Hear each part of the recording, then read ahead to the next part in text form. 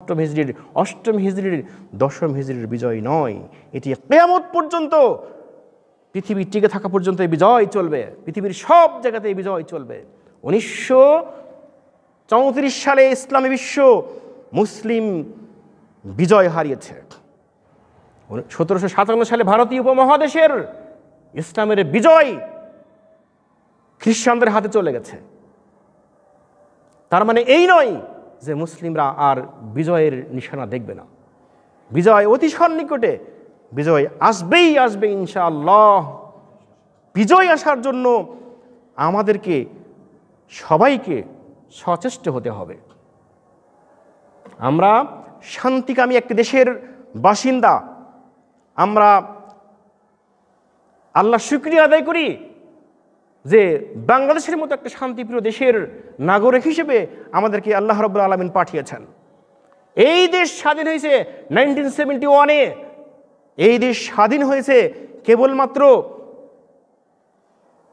জনগণ দিয়ে নয়, ভাষা দিয়ে নয়। আমরা বাংলা ভাষাভাষী মানুষ।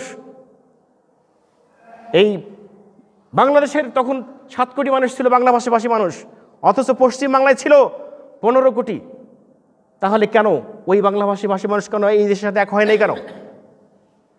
একটাই কারণ ছিল, এই বাংলাদেশের 7 কোটি মানুষ ছিল মুসলমান, আর ওই দেশের 15 কোটি বাংলা ভাষাভাষী মানুষ ছিল অমুসলিম, হিন্দুইজমে বিশ্বাসী। সুতরাং আমরা মনে করি বাংলাদেশ স্বাধীন হয়েছে, আল্লাহ রাব্বুল আলামিন বাংলাদেশকে স্বাধীন করে দিয়েছেন একমাত্র ইসলামের খাতিরে। সুতরাং এই দেশে ইসলাম বাস্তবায়িত হবেই হবে ইনশাআল্লাহ। আল্লাহর বিজয় আসবেই আসবে ইনশাআল্লাহ। আমরা ইসকনকে কঠোর হাতে দমন করতে চাই। এই ইসকন, এই ভারতের দেওয়া সংবিধান অনুযায়ী চলে। এরা ইসলামকে ধ্বংস করতে চায়, এরা বাংলার জমিনকে ভারতের হাতে তুলে দিতে চাই। আমরা চাই, আল্লাহর কাছে আমরা দোয়া করি, এটাই আমাদের অস্ত্র। আমরা আল্লাহর কাছে চেয়ে নেব, এই অস্ত্র হচ্ছে সিজদা। সিজদায় যে আল্লাহর কাছে অস্ত্র নিতে হবে, আল্লাহকে বলতে হবে, আল্লাহ আমাদের অস্ত্র তোমার কাছে সিজদা। ইসকনের কার্যক্রমকে ধ্বংস করে দাও, রয়ের কার্যক্রমকে ধ্বংস করে দাও, বাংলাদেশকে একটা বিশ্বের বুকে স্টেট অফ ইসলাম হিসেবে কবুলে মঞ্জুর করে নাও।